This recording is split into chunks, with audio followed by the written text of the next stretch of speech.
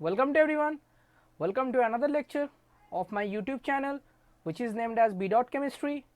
Myself Bishwajit Pal. The channel B. Chemistry goes to several topics wise lecture, chapter wise lecture, solve paper in the area in the subject of chemistry. As I previously explained in my previous video, we had around 7 lecture in the area of solid state chemistry, and for today's lecture we are going to just extend that part into the lecture 8 about solid state chemistry portion to explain the density calculation of cubic crystalline solid with some very important numerical problem. ये वाला जो portion जिसके बारे में आज हम लोग बात करने वाले हैं, that is a very important portion, because from that portion in several competitive exams as well as the board exams, the questions are coming in the various way, in the various format, in some various types. But from that portion CBSE board है या ISC है या West Bengal board है, whatever the board is, in most of the cases the questions are coming from that portions. So यहाँ पे कुछ numerical हम लोग करने वाले हैं which are very important according to your syllabus to get a good marks in the solid state chemistry portion, as well as in my previous video where I explained the JEE Mains physical chemistry 3rd September 2020 portion, जहाँ पे we will have a question from the solid state chemistry and the question is coming from the same density portion, जिसके लिए मैंने बोला है that this portion is going to be very important, and in our channel there is a video lecture that will come about this density calculation and obviously its numerical problems. So if you new to my channel, please subscribe to my channel which is named as B. Chemistry. अगर video अच्छा लगे तो give it a like, obviously अगर कोई queries है comment section में comment करो and share करो अपने रूममेट, क्लासमेट्स एंड सेवरल. हम लोग का एक फेसबुक पेज है which is also named as B dot chemistry. अगर अभी तक नहीं देखा है या नहीं वहाँ पे तुम गए हो तो go to that Facebook page, description में उसका लिंक होगा, जाके तुम उसको एक बार देख पाओगे. अगर अच्छा लगे तो उस पेज को भी एक बार लाइक और फॉलो कर लेना. जो कंटेंट है वो पेज का वो वहाँ पे अच्छी तरीके से दिखा हुआ है. In every day we update the page regarding various aspects. Question paper solve है या कोई कॉन्सेप्चुअल पार्ट है या कोई मॉडर्न इनोवेशन ब्लॉग्स है, वट एवर इट इज़, तुम जाके वहाँ पे देख पाओगे. अगर अच्छा लगे तो उसको लाइक और फॉलो कर लेना. We have also a Telegram account जहाँ पे जाके we will have some more interactions about the JEE topic, about the NEET topic in the area of chemistry. I hope the video that I am uploading in my channel are helpful or beneficial to you. Please subscribe to my channel B. Chemistry. Keep supporting it. अगर तुम लोग का support नहीं होगा तो I can't survive and I can't be motivated to make those kind of videos. I hope you understand the concept which I am sharing with you. तो ज़्यादा समय नष्ट मत करके we will have our today's topic, that is something called density calculation for the crystalline solid with some very important numerical problem जो competitive में as well as in board exam they will very normal. Okay, so start our today's lecture that is solid state lecture number 8 about density calculation. So start करते हैं our today's lecture. So let's start the today's lecture, that is lecture number 8 about solid state, जहाँ पे हम लोग जैसे मैंने बोला numerical problem के साथ साथ डेंसिटी का कुछ छोटा कैलकुलेशन देखने वाले हैं. ये वीडियो लेक्चर में ज़्यादा हम लोग न्यूमेरिकल प्रॉब्लम को लेके ज़्यादा कॉन्सेंट्रेट होंगे compare to the density calculation portion, because density calculation portion exam में ज़्यादा आता नहीं है. The most of the questions are coming for the application part of that density calculation portion, जिसके बारे में हम लोग थोड़ा बहुत यहाँ पे देखने वाले हैं. तो न्यूमेरिकल में हम लोग ज्यादा यहाँ पे ध्यान देंगे compare to the calculation portion, because calculation portion isn't that much important compare to this application part. So its application part is very important and that's why we will explain about 5 to 6 example questions, जिनमें से कुछ question already JEE Mains में आ गया है and there are some questions that are coming for the board exam. तो सबको लेके ही हम लोग ये वीडियो लेक्चर बनाएंगे. जो एग्जाम्पल हम लोग लेंगे वो सबको मिला के ही हम लोग बनाएंगे. तो एक बार देख लो वीडियो को अच्छी तरीके से, ध्यान से देखो. अगर कोई भी जगह में तुम्हें लगे ये वीडियो लेंदी हो रहा है तो पॉज करके देखो, स्किप करके देखो, तुम्हारे ऊपर ये सारा चीज़ है, बट वीडियो को अंत तक देखना, तभी तुम्हें ये प्रॉब्लम के बारे में ज़्यादा समझ में आएगा and you will have more concept about solid state chemistry and obviously as I explain this is a very important part about solid state chemistry portion, जिससे लेके बहुत सारे क्वेश्चंस हर एक ईयर में आता है in various kind of exams. So if you want to make a good mark in the physical chemistry portion, then this should be your video. Okay, so start करते हैं पहले density calculation को लेके. Okay, so the density is something represented for every kind of system. It is represented by rho. In some cases it is represented as d, and this is something calculated. This is something calculated by m by v. So rho equal to m by v. It's a very common equation that we have, जो I think सब लोगों को पता होगा because ये class 8 या class 7 से पढ़ाया जाता है. Rho equal to M by V, that is density equal to mass by volume. I think that's not make an issue to everyone. Now the second thing is how we introduce this density term into their solid state chemistry portion. इसको हम लोग solid state chemistry में कैसे लाने वाले हैं. जैसे मैंने बोला है कि solid state is something represent a very ordered arrangement of molecules or the atoms that are constituted to the systems, and this arrangement is very tight, very rigid, and as a result you can consider it is a high density system just like polymer. तुम अगर liquid के बारे में बात करो या gaseous system के बारे में बात करो, डेंसिटी वाला पोर्शन है ज्यादा, वहां पे ज्यादा डोमिनेट नहीं करता है according to its value, because density is more dominate over the solid state as it is a more dense system. Okay, the atoms are closely interacted to each other, and when the atoms are going to be closely interacted with each other, that makes a very significance that वो जो structure है जिसको लेके तुम बात करने वाले हो, that should be a solid state. Okay, तो यहां पे ये जो चीजें हैं अबाउट डेंसिटी कैलकुलेशन, हम लोग के पास एक यूनिट सेल तो होगा जिसके बारे में मैंने पहले भी बताया है about unit cell, about various kind of unit cell that we have in. अगर जनरल में बात करूं तो सॉरी माय मिस्टेक, अगर जनरल में बात करूं तो ये चीज दिखने में कुछ ऐसा लगेगा कि you have simple cubic, you have BCC, you have FCC, you have end center. There are several things, and about if you consider the types of unit cell, then you have 7 types. और अगर Brevis lattice के बारे में बात करूँ तो it has 14 types of lattice, जिसके accordingly video lecture मैंने ऑलरेडी अपलोड किया है. अगर अभी तक नहीं देखा है तो आई बटन में उसका लिंक होगा. सो when you have a unit cell, पकड़ लेते हैं एज अ स्टैंडर्ड, जैसे हम लोग के सिंप्लीफिकेशन के लिए we consider base structure as a cube in which the edge length of that certain cube is something represented as a. I think तुम्हें मालूम होगा. This A has a unit something represented as centimeter. पकड़ लो centimetre है या metre है, whatever it is, centimetre पकड़ते हैं. And regarding that you have a volume term, and for the cube volume it is something represented to a cube. Okay, A into A, that is the volume of the unit cell. Obviously यहाँ पे unit cell लिखना compulsory है. This is something represent the unit cell volume. Now if you consider the volume, तब तो तुम्हारे पास volume वाला portion जो है वो तो आ गया है. Now if you want to know what is the mass function here, then suppose the number of atoms, okay, that it has, suppose पकड़ लो जो है नंबर ऑफ एटोम, अगर ये एफसीसी होता है तो 4 होगा, बीसीसी में 2 होगा. तो इन जनरल हम लोग पकड़ते हैं कि नंबर ऑफ एटोम्स पर यूनिट सेल. क्या बोल रहे हैं? नंबर ऑफ एटोम्स पर यूनिट सेल. इन जनरल हम लोग पकड़ रहे हैं इसको Z, जिसके बारे में मैंने बोला है कि अलग अलग सिस्टम के लिए अलग अलग होता है. अभी mass of a single atom, okay, mass of a single atom, अगर सिंगल एटम के मास के बारे में अगर हम लोग बोला जाए तो the single atom has a mass of m. It's very simple. अभी ये सिंगल एटम का मास निकालना ये थोड़ा बहुत ट्रिकी चीज है. इसको हम लोग डेटा के अकॉर्डिंगली अगर जाए, जो डेटा हम लोग के पास अवेलेबल होगा उसके अकॉर्डिंगली अगर हम लोग जाए तो ये मास कैलकुलेट करना हम लोग के लिए और भी इजी होगा.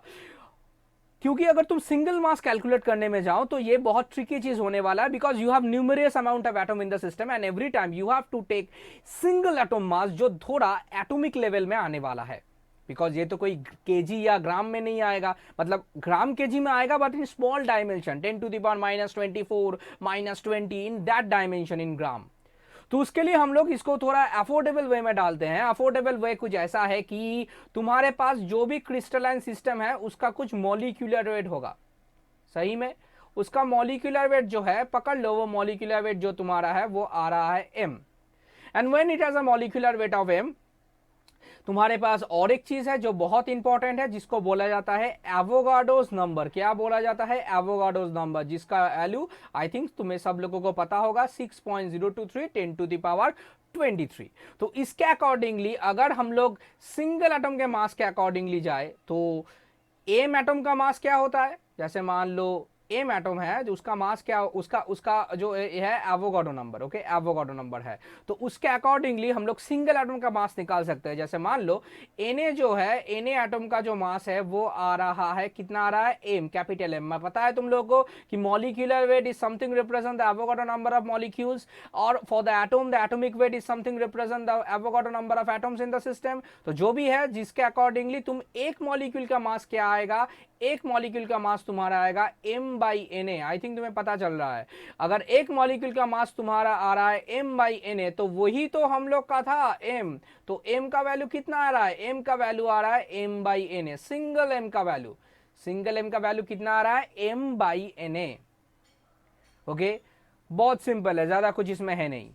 तो तुम्हारे पास z नंबर ऑफ एटम है, क्या है तुम्हारे पास? z number of atom. तो तुम पूरा सिस्टम का अगर यूनिट सेल का मास के बारे में अगर हम लोग यहाँ पे बात करें, ये मास जो है ये यूनिट सेल का मास है, ये वॉल्यूम जो है ये यूनिट सेल का वॉल्यूम है। अगर इसके बारे में हम लोग बात करें तो यूनिट सेल का मास जो एटम से मोस्ट ऑफ द केसेस आएगा, फॉर दैट टाइम तुम्हारे पास z नंबर ऑफ एटम्स है और उसके अकॉर्डिंगली एक का मास आ रहा है m/Na। तो तुम्हारे पास रो का वैल्यू क्या आएगा? रो का वैल्यू जो आएगा वो आएगा z इंटू m/Na। समझ में आ रहा है कि नहीं? मास आ रहा है z इंटू m/Na, बिकॉज एक का मास अगर आ रहा है m/Na तो तुम्हारे पास z नंबर ऑफ मॉलिक्यूल्स है, उसके लिए मास कितना आएगा? z into m/Na। तुम्हारा वॉल्यूम कितना था? वॉल्यूम तो पहले ही था a³। तो ये इक्वेशन दिखने में कैसा लग रहा है? ये इक्वेशन दिखने में कुछ लग रहा है ऐसे कि mz बाई कितना आ रहा है? आ रहा है Na³। ये आ रहा है तुम्हारा मेन इक्वेशन जिसके बारे में मैं बात कर रहा हूं। तुम्हें समझ में आ रहा है कि जो डेंसिटी के बारे में हम लोग बात कर रहे हैं वो डेंसिटी का मामला कुछ ऐसा है, आ रहा है mz/Na³। बहुत सही है, mz/Na³।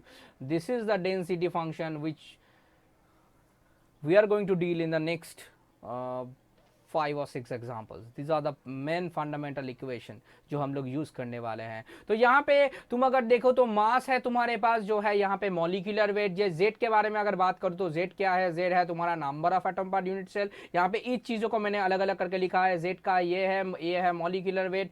अगर एटम के लेके बात करो तो एटॉमिक वेट आएगा, जो भी है उसके अकॉर्डिंगली एवोगाड्रो नंबर्स को रिप्रेजेंट कर रहा है Na और A रिप्रेजेंट कर रहा है यूनिट सेल का वॉल्यूम, सॉरी A³ रिप्रेजेंट कर रहा है यूनिट सेल का वॉल्यूम। तो यहां पे रो का जो यूनिट होगा, अगर वो यूनिट के बारे में कोई बात करे तो ये कुछ ऐसा आएगा ग्राम पर सेंटीमीटर क्यूब। अगर CGS के बारे में जाऊं, अगर SI में जाऊं, यही आने वाला है kg पर मीटर क्यूब। समझ में आ रहा है कि नहीं? ये दोनों यूनिट तो तुम्हारे पास अवेलेबल है। ओके और तुम्हारा मेन फंडामेंटल इक्वेशन कौन सा है? This is your main fundamental equation which we are going to deal in the next 5 or 6 examples. So rho equal to mz/Na³। अलग अलग चीज का सिग्निफिकेंस अलग अलग तरीके से देखो। m है मॉलिक्यूलर वेट, z है number of atom per unit cell, A³ है unit cell volume, and obviously n है Avogadro number. So these are the 4 thing which constitutes to that expression, the simple expression about the density calculation of that certain crystalline solid system। समझ में आ रहा है कि नहीं? रो equal to mz/Na³। ये चीज दिमाग में रख लो या कॉपी में नोट कर लो, जो ये ही बेसिक इक्वेशन से आ रहा है, अलग कुछ नहीं इसके लिए।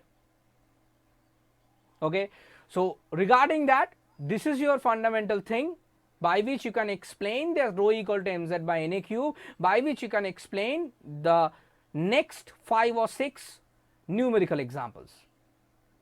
okay, तो आई थिंक तुम्हें समझ में आ गया होगा डेंसिटी कैलकुलेशन वाला पार्ट। बहुत ही सिंपल है, और जैसे मैंने बोला ये कैलकुलेशन से ज्यादा क्वेश्चन आता नहीं है। Just you have to remember the each term and the expression of that density calculation. उसके अलावा यहां से कोई भी चीज ज्यादा आने वाला नहीं है। ओके, एग्जाम्पल्स पे ज्यादा ध्यान दो, ज्यादा तुम अप्लाई कर पाओगे एग्जाम में। ओके, तो जाते हैं पहला वाला एग्जाम्पल में। Okay, what is the first example? The first example explain, you have a KBr crystal, ionic crystal है, जिसके accordingly you have a density of 2.75 gram per centimetre cube. बहुत सही है। एज लेंथ कितना दिया गया है? 654 पिकोमीटर एज लेंथ दिया गया है। टाइप्स ऑफ यूनिट सेल के बारे में पूछा है, देखो, और यहाँ पे एटॉमिक मास दिया गया है, जिससे हम लोग we can calculate the formula weight, और in some cases you can consider the molecular mass. Okay, formula mass और मॉलिक्यूलर मास, ये आयोनिक क्रिस्टल है इसलिए इसका फॉर्मूला मास आएगा। मॉलिक्यूलर मास मॉलिक्यूल के लिए आता है, ये तो आयन है इसलिए इसका फॉर्मूला मास आएगा, जो हम लोग 39 + 80 से कर पाएंगे, जो भी है।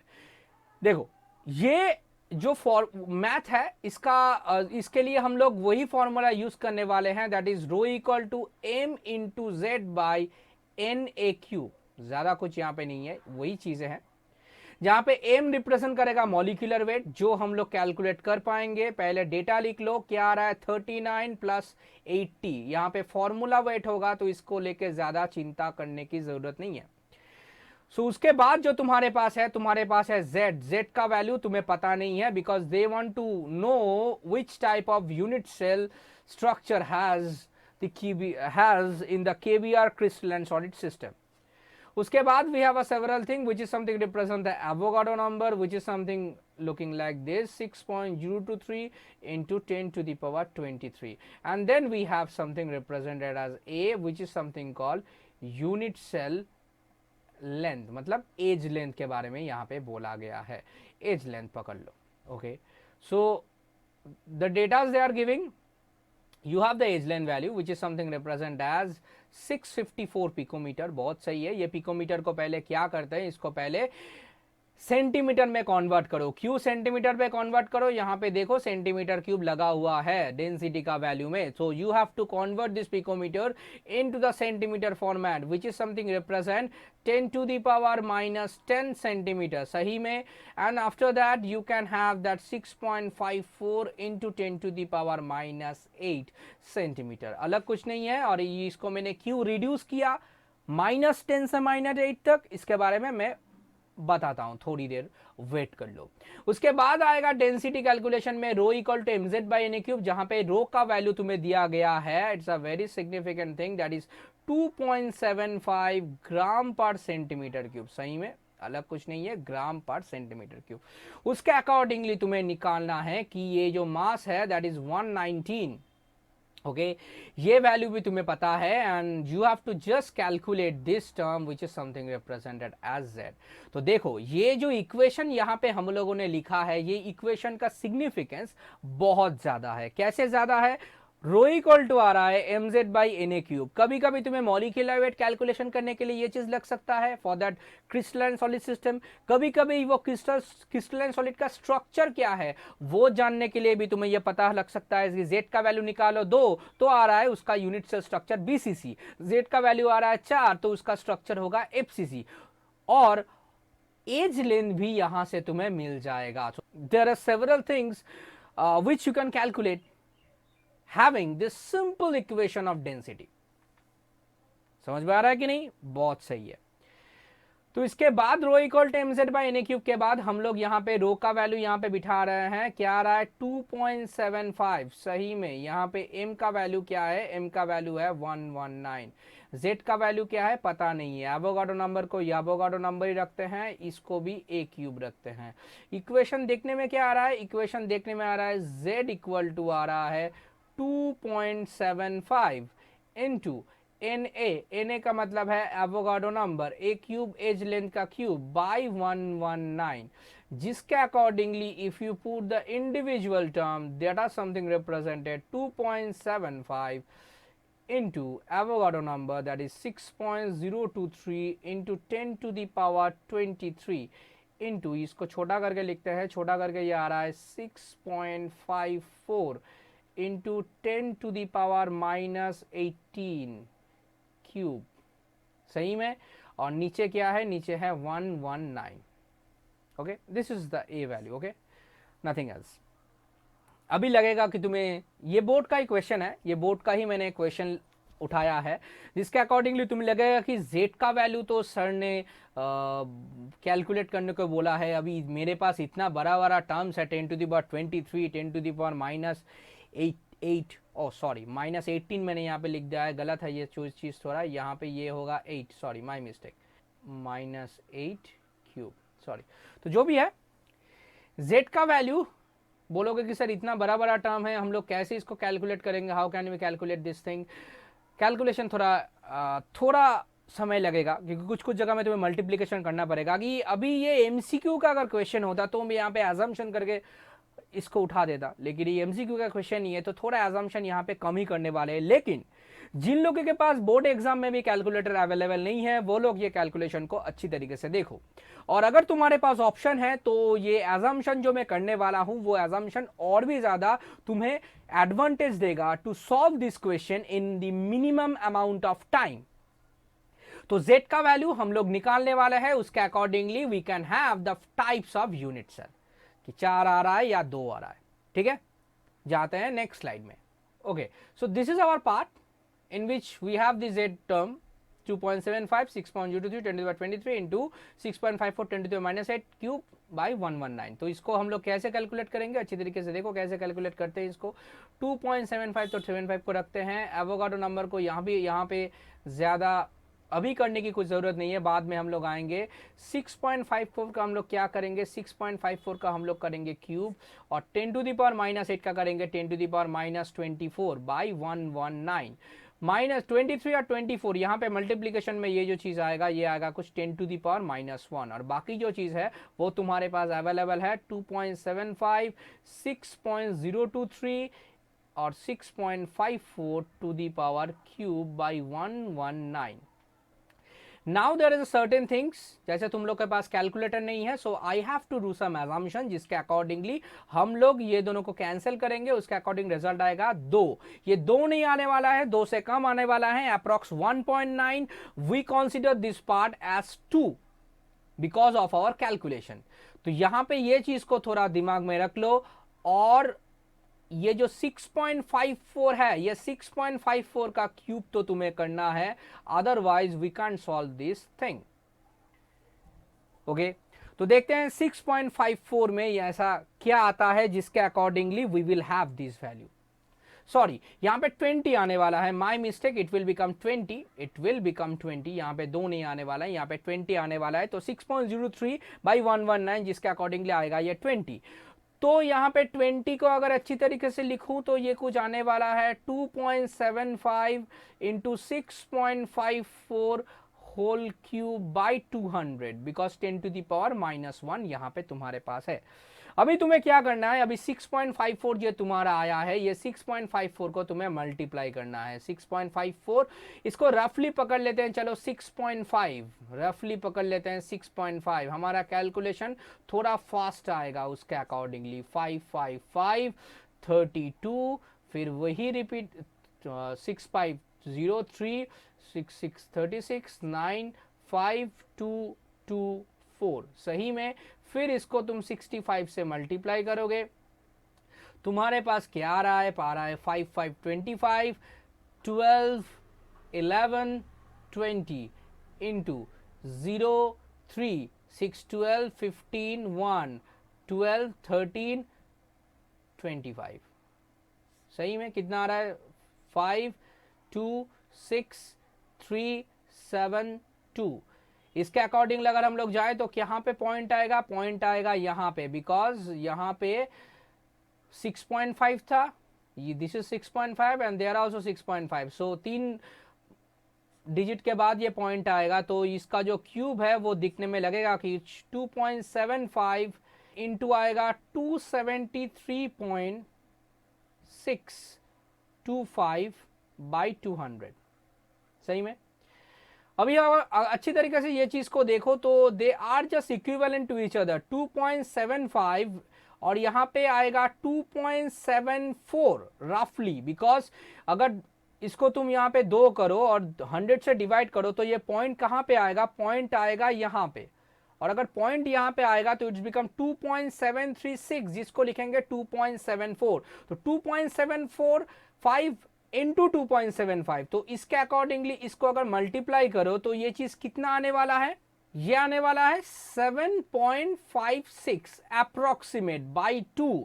7.56 by 2 जब करोगे it will have some value of 3.78, which is something closer to the value of 3.8, जिसके accordingly you will have the value of 4, मतलब nearest जो full number है that is something 4, integer आ रहा है 4, तो z का वैल्यू कितना आ रहा है, z का वैल्यू आ रहा है 4, that means z का वैल्यू अगर तुम्हारा 4 आ रहा है, if you have the value of z that is equal to 4, then the type of unit cell that it has is something represented as face-centered cubic unit cell. Okay, face-centered cubic unit cell, that is something represent FCC, because the nearest integer that is coming from that calculation is equal to 4. So for the z equal to 4, as we know that it will become face-centered cubic unit cell. अभी एक question दिमाग में आ सकता है कि sir आपका 3.78 आया है कि ये तो अप्रोक्सीमेट 4 बोल रहे हैं, 4 तो एग्जैक्ट नहीं आ रहा है, तुम कैलकुलेटर से करोगे तभी एग्जैक्ट 4 नहीं आएगा, it will become around 3.95 to 3.9। Okay, so हम लोग यहाँ पे थोड़ा बहुत एजम्पशन किए हैं, जैसे 6.54 को हम लोग लिए हैं 6.5, so there are some assumption that we took, and for that we have the 3.78 value which is closer to the full integer value of 4, that's why we have the face center cubic unit cell। तो जो question का answer था कि क्या होने वाला है structure, that should be FCC। The types of unit cell that KBR has is something represented as FCC। FCC आता है, KCl का सिंपल क्यूबिक आता है, लेकिन NaCl का बार FCC आता है, NaCl FCC, KBR FCC, KCl का याद रखना KCl का सिंपल क्यूबिक आता है अकॉर्डिंग टू एक्स-रे क्रिस्टलोग्राफी। समझ में आ रहा है कि नहीं? तो ये एक एप्लीकेशन गया अबाउट दैट न्यूमेरिकल प्रॉब्लम, जिसके accordingly you can estimate the types of unit cell that KBR has। okay, that is one application part। जाते हैं दूसरे क्वेश्चन में। that is again an interesting question that is coming। you have a element X which has an atomic mass of 60 gram per mole in density of this, edge length यहाँ पे दिया गया है 400 picometre, types क्या है unit cell का ये निकालने को बोला गया है, and obviously calculate the radius of that element, that is x का जो रेडियस है वो रेडियस भी तुम्हें निकालने को बोला गया है। यहाँ पे सारे ही एक्स है तो इसीलिए एटॉमिक वेट ही यहाँ पे ज्यादा इंपॉर्टेंट होगा, because you haven't the different atoms and for that it is a mono atomic system, so atomic weight equal to molecular weight, so that's why 60 हम लोग का यहाँ पे m का वैल्यू होने वाला है। तो फिर हम लोग यहाँ पे डेटा जो है वो डेटा को इकट्ठा करते हैं, जैसे एम आ रहा है 60 ग्राम पर मोल, द फर्स्ट थिंग, देन आ रहा है डेंसिटी जो आ रहा है 6.23 ग्राम per centimetre cube, okay, then आ रहा है हम लोग का एज लेंथ जो आ रहा है 400 पिकोमीटर, ओके, इसको भी छोटा कर लेते हैं क्योंकि यहाँ पे सेंटीमीटर क्यूब है, तो ये आएगा 400 into 10 to the power minus 10 centimetre, along with this it will become 4 into 10 to the power minus 8 centimetre. I think तुम्हें समझ में आ गया होगा। ओके, तो यहाँ पे z का वैल्यू फिर से निकालने को बोला गया है, तो z का जो इक्वेशन था वो था rho into Na into a cube by m, which is coming for rho equal to mz by na cube, that is coming from that equation।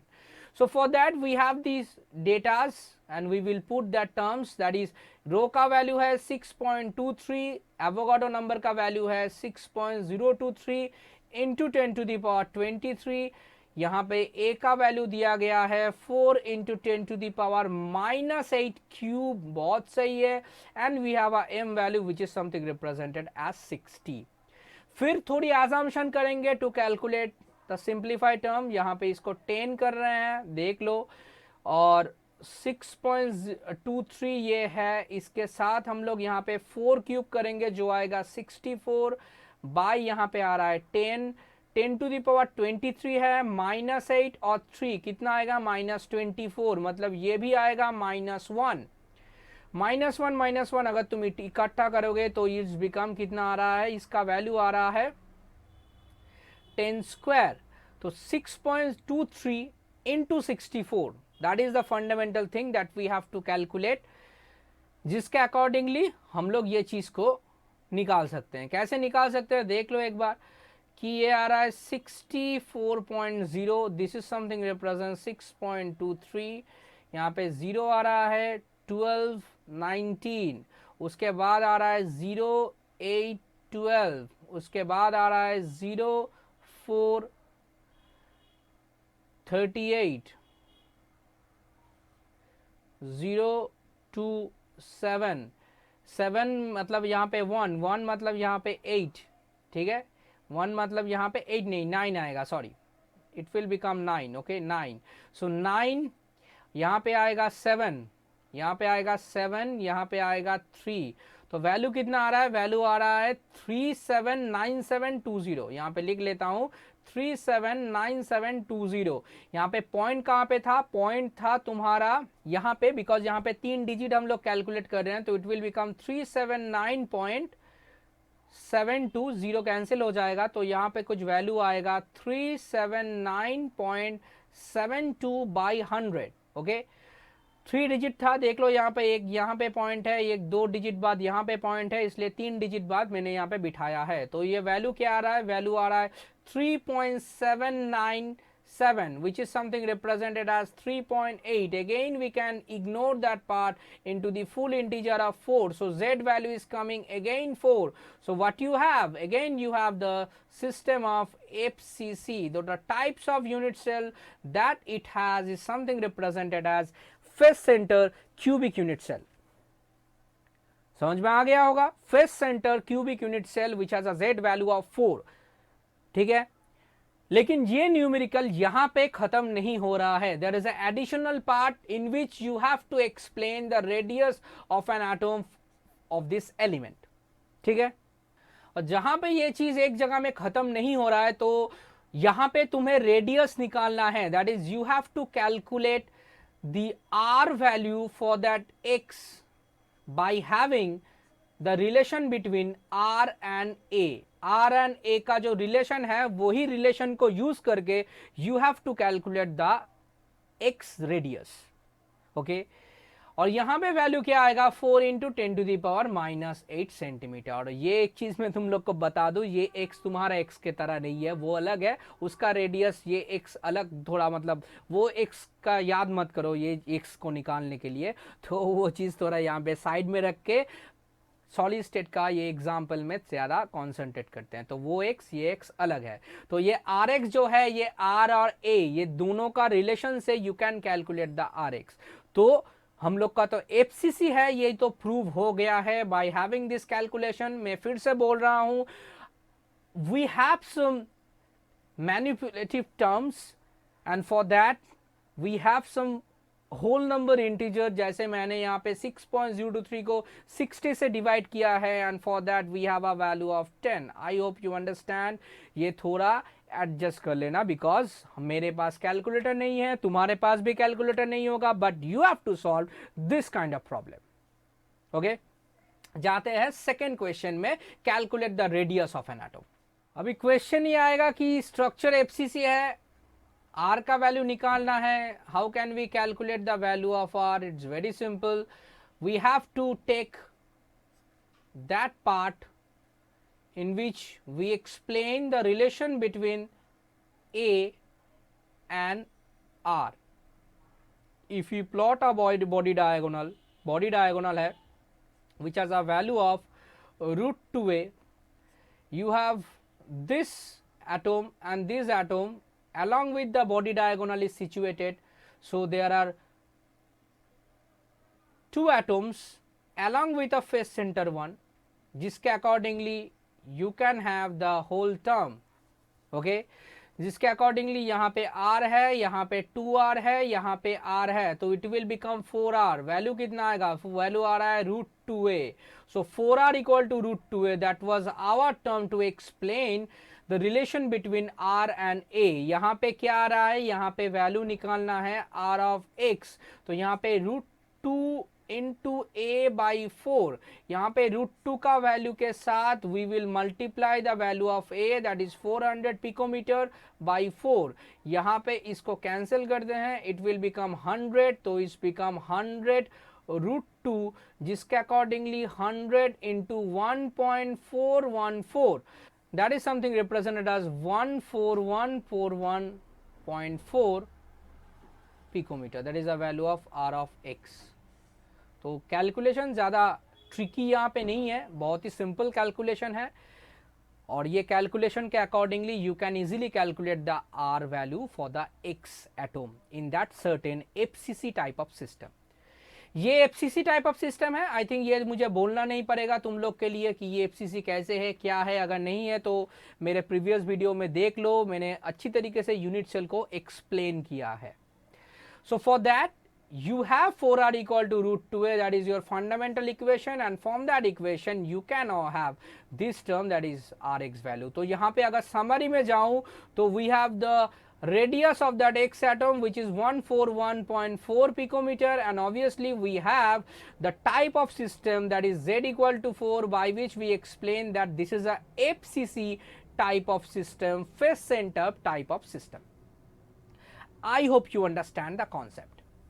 ठीक है, जाते हैं नेक्स्ट क्वेश्चन पे.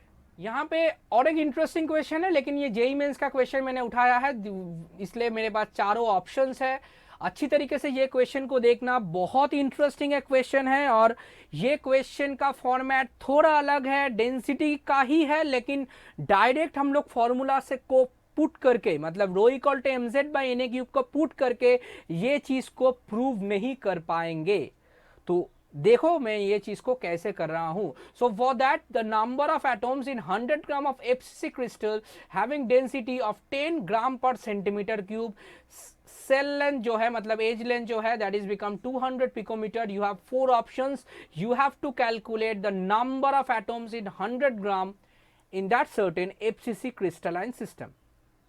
ओके, तो यहां पे कुछ वैल्यूज दिया हुआ है, कुछ ऑप्शंस है, विच options are going to be very interesting for us, because देख रहे हो यहाँ पे 10 to the power 24, 25 ये चीज यहाँ पे पुट किया गया है, मतलब कुछ बड़ा मार्जिन में हम लोग का वैल्यू आने वाला है. तो एटम्स भी वैसे ही आने वाला है, क्योंकि तुम्हारे पास एटम 10, 20, 30 ऐसा नहीं होगा. It will become 10 to the power 30, 40, 50 and so on. So for that we have to take that part obviously. सही में, so we have to take that number of atom part into a large number. तो देखते हैं कैसे इसको calculate करते हैं. तो यहाँ पे पहला जो डेटा हम लोग को दिया गया है, that is density value, that is 10 gram per centimetre cube. Physical chemistry में एक चीज हमेशा याद रखना, टेक योर डेटाज, जो डेटा तुम्हें दिया गया है वो डेटा को अच्छी तरीके से तुम पहले देखो, उसके बाद तुम सोचो कि कौन सा वाला रूल तुम यहाँ पे अप्लाई करने वाले हो. And for that you have the rho values 100 gram of FCC crystal, and obviously the edge length, that is 200 picometer. ठीक है, तो इसके अकॉर्डिंगली हम लोग क्या करेंगे, हम लोग पहले कैलकुलेशन करेंगे कि ये 100 ग्राम को, अच्छे से देखना, इसको वॉल्यूम में कन्वर्ट करेंगे. Okay, that 100 gram is something represent how much amount of volume. तो उसके लिए हम लोग के पास सिंपल फॉर्मूला है, that is rho equal to m by v, and for that we have v equal to, v क्या आ रहा है, v का वैल्यू आ रहा है m बाई रो. सही में, m by rho. So for the m value we have 100 gram, मतलब ये m मतलब मॉलिक्यूलर वेट नहीं है, डेंसिटी है 10, और ये आ रहा है 10 सेंटीमीटर क्यूब. खाली हम लोग ने क्या किया, 100 ग्राम का वॉल्यूम कितना होता है वो हम लोगों ने निकाला. समझ में आया. उसके बाद हम लोग क्या करने वाले हैं, हम लोग करने वाले हैं कि ये हुआ सिस्टम का वॉल्यूम, कि तुम्हारे पास कितना वॉल्यूम है, जिस वॉल्यूम के accordingly you have to calculate the number of atoms. और हम लोग के पास और एक वॉल्यूम है, जो वॉल्यूम का नाम हम लोग देते हैं यूनिट सेल वॉल्यूम. सही में, ये वॉल्यूम का नाम हम लोग देते हैं unit cell volume, which is a cube. So it will become 200 into 10 to the power minus 10 cube centimeter cube, which is something represented as 2 into minus 8 cube centimeter cube, along with 8 into 10 to the power minus 24 centimeter cube. This is the practical thing that we have about the unit cell volume. Okay, unit cell, एक unit cell मतलब unit cell का volume कितना है, तुम्हारे पास कितना volume है, तुम्हारे पास वॉल्यूम है about 10 centimeter cube. So you have to correlate this two things, otherwise you can't calculate the number of atoms term. ठीक है, देखो क्या कर रहा हूं मैं. So you have the unit cell value of 8 into 10 to the power minus 24 centimeter cube. This is the unit cell value. And you have the total value of the system, which is something represent 10 centimeter cube. Now, as it explained, it is a FCC type of system. So the value of Z should be 4. ये चीज तो I think तुम्हें पता होगा. And एक unit cell में कितना number of atom है, एक यूनिट सेल में इसका मतलब है 4 एटम्स कॉन्स्टिट्यूएंट्स है. करेक्ट. सो एक यूनिट सेल का वॉल्यूम कितना है, वो है ये. मतलब तुम लिख सकते हो that this volume, okay, this volume has 4 atoms. Okay, this volume has 4 atom. तो उसके अकॉर्डिंगली तुम्हारे पास वॉल्यूम है 10 centimeter cube has 4 into 10 by 8 into 10 to the power minus 24. It will become 4 by 8 into 10 to the power 25. It will become 0.5 into 10 to the power 25. Again it will become 5 into 10 to the power 4 number of atoms present in that certain 10 centimeter cube of volume system. समझ में आ रहा है कि नहीं बोल रहा हूं, क्या चीज बोल रहा हूं, समझ में आ रहा है कि ये कैलकुलेशन थोड़ा दिमाग से करना पड़ेगा. यहां पे वो नहीं कि rho equal to mz by n क्यों पता है, मैंने पुट कर दिया और हो नहीं रहा है, सर ने भी ऐसा कुछ नहीं बोला है, तो कैसे करें. इसको थोड़ा अलग तरीके से डील करना पड़ेगा, जहां पे first you have to calculate the volume of the system, then you have to calculate the total volume of the system. मतलब ये वॉल्यूम ऑफ द सिस्टम है, यूनिट सेल का वॉल्यूम है, और ये टोटल वॉल्यूम है सिस्टम का. Then you have to correlate these two things, because as we know this is the FCC type of system, then we can easily understand that 8 into 10 to the power 24, sorry, minus 24 centimeter cube should consist 4 atoms. Okay, because one unit cell consists 4 atoms as we have the FCC system. So for that, in case of 10 centimeter cube, how many number of atoms that we have, that is 5 into 10 to the power 424 number of atoms having the 10 centimeter cube of volume. I hope you understand the concept. So 10 centimeter cube is something represented as 5 into 10 to the power 24 number of atoms in that system, or you can say that 100 gram of that FCC system, okay, it has 5 into 10 to the power 24 number of atoms. I think तुम्हें समझ में आ गया होगा.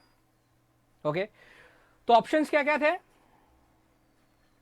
The options are 5 into 10 to the minus 24, 25, this, so it will become this. That is the option number 1. Okay, I hope you understand the concept. Okay, so बहुत ही interesting एक numerical है. जो पिछले जो न्यूमेरिकल था, पिछला दो न्यूमेरिकल से ये थोड़ा अलग है, इसको थोड़ा अलग तरीके से डील करना. And for that you have the value of 5 into 10 to the power 24 number of atom in that specific 100 gram of that FCC system. Okay, जाते हैं नेक्स्ट क्वेश्चन पे.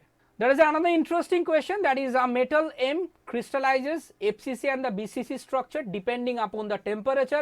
The ratio of its densities in FCC and the BCC system should be. Density का value क्या होने वाला है. Okay, यहाँ पे तुम्हारे पास देखो 8/3√6 एक है, हाफ है, 8/√6 एक है, और जो भी है डेंसिटी का रेशियो बोला गया है. ऐसे करते हैं, ठीक है. एफसीसी को हम लोग के लिए पकड़ लेते हैं, दिस इज सिस्टम नंबर 1, और बीसीसी को पकड़ लेते हैं, दैट इज बॉडी सेंटर, जिसको पकड़ लेते हैं सिस्टम नंबर 2. तो इसके लिए जो रो 1 होगा वो रो 1 आएगा, इसके लिए Z1 होगा Z1 आएगा, और इसके लिए जो एम का वैल्यू अलग अलग सेम आएगा, बिकॉज एक ही मेटल यहाँ पे दिया गया है जो एफसीसी और बीसीसी दो सिस्टम में है। और रो टू का वैल्यू यहाँ पे पता या बेसीसी के लिए है, जेड टू का वैल्यू भी बीसीसी के लिए है, ए टू का वैल्यू हम लोग को पता नहीं, ये भी है, और ये है m, that is the same thing. और एवोगाड्रो नंबर तो पता ही है तुम लोग को, सेम होता है। तो यहाँ पे जो वेरिएबल टर्म है वो कुछ है रो प्रोपोर्शनल टू जो है z by a. This is our variable term, okay? Okay. And for that, if you relate this thing, that is rho 1 by rho 2, it is something represented as z1 by z2. ये नीचे है तो ये cube में आएगा, sorry ये cube है। हम लोग का फॉर्मूला क्या था, फॉर्मूला यहाँ पे एक बार लिख देता हूँ, रो इक्वल टू फॉर्मूला था mz by na cube, okay. तो इसके accordingly I think I am correct, because this m and a, these are the two constant thing here, and these are the two variable things here. So these are the variable terms, so I include this term into this expression, and we have rho 1 by rho 2 equal to z1 into a2 cube by a1 cube. I think तुम्हें समझ में आ गया होगा कि inversely है, इसलिए ये उल्टा जाएगा। रो 1 के accordingly you will get a2 और रो 2 के अकॉर्डिंगली यू गेट a1। सो जो भी है यहाँ पे a1 a2 का एक मतलब कुछ अलग है। क्या अलग है? a1 a2 का वैल्यू हम लोग को पता नहीं है। z1 z2 का वैल्यू सबको पता होता है कि z1 का वैल्यू fcc के लिए कितना होता है, ये तो पता ही है 4 होता है, और bc के लिए z2 का वैल्यू कितना आएगा, bcc के लिए z2 का वैल्यू आएगा 2, तो 4 बाई 2 ये तो सबको पता है। लेकिन a2 a1 का क्या मामला है, यहाँ पे एक ही सिस्टम तुम्हें दिया गया है, मतलब जो एम है उसका जो रेडियस है वो तो अलग नहीं होने वाला है कि एफसीसी में एक रेडियस है, बीसीसी में एक रेडियस है, रेडियस तो सेम होगा, एफसीसी हो या बीसीसी हो दोनों में ही रेडियस सेम होने वाला है। तो यहाँ पे एफसीसी अगर तुम्हारे पास है तो उसके लिए जो रेडियस होगा वो सेम ही रेडियस बीसीसी के लिए ही होगा, because both are the represent as M, both are represent as M, so there is nothing to be different as FCC और the BCC, whatever it is, but there should be a different thing regarding the relation between are and A. What is that? It is something represent for the FCC type of system. We explain that 4r equal to, it is something as root 2a. तो a का value कितना आएगा, a का value आएगा 2 root 2 into r, सही में। And for the BCC type of system, as you explain that for the BCC type of system, this will become 4r equal to root 3a. अगर ये चीज समझ में नहीं आ रहा है तो पिछला वाला वीडियो मेरा देखना, जहां पे I explain the relation between are and a belongs to different type of unit cell structure. So 4r equal to root 3 है, ए आर यहाँ पे है 2 रूट 2r, यहाँ पे इसको पुट करते हैं, अच्छी तरीके से देख लो क्या आ रहा है, ये 4 है, ये 2 है, यहाँ पे a2 का वैल्यू कितना है, this is I think a2 and this is something a1, so a2 is something represented as 4r by root 3 cube, सही में। a1 का वैल्यू कितना है, a1 का वैल्यू है 2 root 2 into r cube, okay. And for that it's become 2। यहाँ पे ये चीज को अच्छी तरीके से नोट करो, this is 64r cube, okay, 64r cube. यहाँ पे ये जो रूट 3 है ये नीचे आएगा, so it will become 3 root 3, then we have something 2 cube that is 8, root 2 का आ रहा है 2 root 2 and it's will become again r cube, okay. ये r क्यूब यहाँ पे कैंसिल होगा, यहाँ पे 8 के साथ अगर 8 का करोगे तो यहाँ पे 64 करोगे तो यहाँ पे 8 आएगा, और यहाँ पे अगर 2 के साथ ये 8 का करोगे तो ये 4 आएगा। तो ये वैल्यू कितना आ रहा है, अच्छी तरीके से देख लो वैल्यू कितना आ रहा है, वैल्यू यहाँ पे कुछ आ रहा है 4 इंटू 2 दैट विल बिकम 8, सही में 8, और नीचे कितना है, नीचे है 3 रूट 6, रूट 3 पड़ा है, रूट 2 पड़ा है और 3 पड़ा है, तो कितना आ रहा है, ये आएगा 3 root 6। So the ratio is coming for that row 1 and row 2 is 8 by root 3 root 6 and it is matched to option number 1. So option number 1 is the correct option that we have. I think तुम्हें समझ में आ गया होगा जो भी चीज मैंने यहाँ पे बताया। सिंपल था, कुछ भी ट्रिकी नहीं था, खाली थोड़ा यहाँ पे z और a का जो रेशियो है वो मेंटेन करके ये जो इक्वेशन है, ये इक्वेशन को तुम्हें एस्टैब्लिश करना है। Otherwise the calculation is pretty easy. समझ में आ गया होगा? ओके। और एक चीज मैं यहाँ पे बता दूं कि अपॉन द टेम्परेचर, इसका क्या मामला है कि टेम्परेचर के अकॉर्डिंगली ये एफसीसी हो रहा है, बीसीसी हो रहा है, एक ही क्रिस्टल सिस्टम। ऐसा ही होता है, एफसीसी और बीसीसी में एक ही क्रिस्टल अगर एग्जिस्ट कर रहा है और उसका टेम्परेचर अगर तुम वैरी कर दो तो ये चीज क्रिस्टल स्ट्रक्चर में चेंज होता है। क्योंकि एफसीसी में जो कोऑर्डिनेशन नंबर होता है ना, तुम लोग को पता है एफसीसी में कोऑर्डिनेशन नंबर होता है, क्या होता है 8, बीसीसी में भी 8 होता है। लेकिन जो सिस्टम का कॉम्पैक्टनेस है, पैकिंग एफिशिएंसी के बारे में अगर तुम बात करो तो पैकिंग एफिशिएंसी क्या आता है, सॉरी, एफसीसी में कोऑर्डिनेशन नंबर 6 होता है, बीसीसी में आता है 8। ओके, अगर पैकिंग एफिशिएंसी के बारे में तुम बात करो तो तुम्हें पता चल जाएगा कि यहां पे अगर तुम टेम्परेचर को घटा दो या चेंज करो, इंक्रीज करो, डिक्रीज करो, what ever it is, the crystal system should change is structure. कि जहां पे कॉम्पैक्टनेस ज्यादा है वो थोड़ा घट जाएगा। Due to increasing temperature the molecule और वॉल्यूम विल इंक्रीज, मतलब सिस्टम का जो डेंसिटी है वो थोड़ा घट जाएगा। And when the density is going to be decrease, structure जो है ये थोड़ा अलग हो जाएगा। तो टेम्परेचर के अकॉर्डिंगली ये चीज दिमाग में रख लो, कोऑर्डिनेशन नंबर चेंज होता जाता है along with FCC, BCC and so on. Okay, for that FCC और बीसीसी में कोऑर्डिनेशन नंबर 6 है, 8 है, तो मतलब तुम्हें पता चल जाएगा कि इसका कोऑर्डिनेशन नंबर 8 है, इसका कोऑर्डिनेशन नंबर है 6। तो मतलब बीसीसी को अगर तुम टेम्परेचर दोगे तो it will convert into the FCC system, correct और नॉट?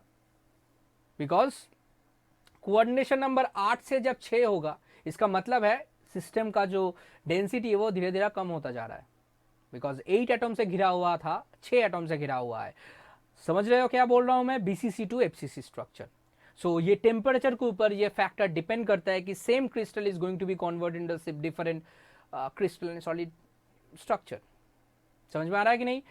तो ये था ये न्यूमेरिकल जिसके accordingly we have the value of 8/3√6 and that's a very interesting numerical. Exam में आया था in the JEE Mains format, इसलिए मैंने इसको लिया। तो जाते हैं लास्ट क्वेश्चन में आज का, जो है एक फॉर्मूला का क्वेश्चन।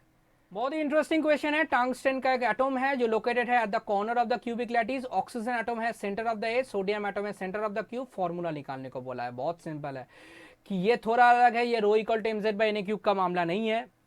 तुम्हें इंफॉर्मेशन दिया गया है कुछ, टंगस्टन का क्या इंफॉर्मेशन दिया गया है, located at the corner of the cubic lattice. तो 8 × 1/8 सही में ये आएगा 1, बिकॉज तुम्हें पता है कॉर्नर में 8 एटम होता है और उसका जो शेयरिंग होता है वो होता है 1/8। So it's become 8 × 1/8, that will become 1, correct.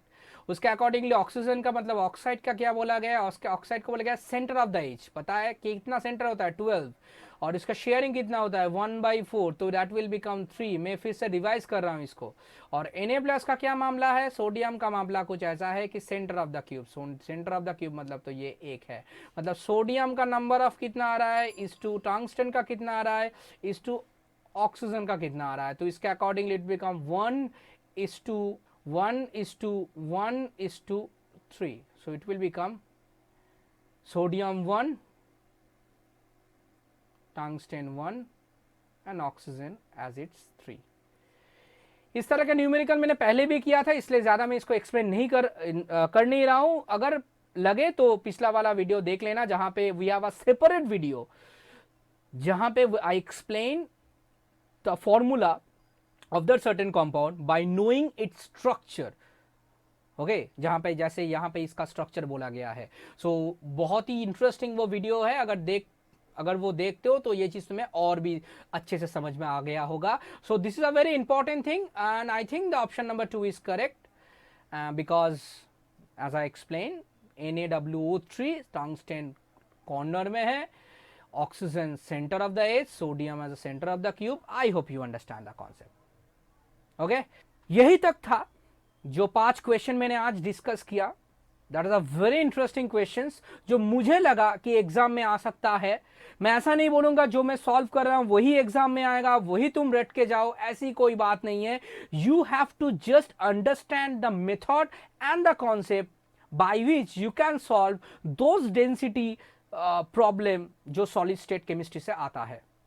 Okay, I can't say that यही क्वेश्चन एग्जाम में आएगा। मुझे ये क्वेश्चन इंटरेस्टिंग लगा, मुझे लगा कि यही सारे क्वेश्चन का फॉर्मेट रिपीटेड होता है in every exams, whatever it is a board exam और the competitive exam, whatever it is, this are the part which repeated at every case at every time. So I took these 4-5 questions and I explain as much as I can. I hope you understand the concept which I am explaining to you, which I am discussing to you, and I think तुम्हें boring नहीं लगा होगा. अगर लगा है तो नहीं भी देख सकते हो वीडियो, ऐसी कोई बात नहीं है. लेकिन अगर तुम वीडियो देख रहे हो और तुम्हें अच्छा लगे, it is helpful, it is beneficial to you, तो please subscribe to my channel, that is B.Chemistry.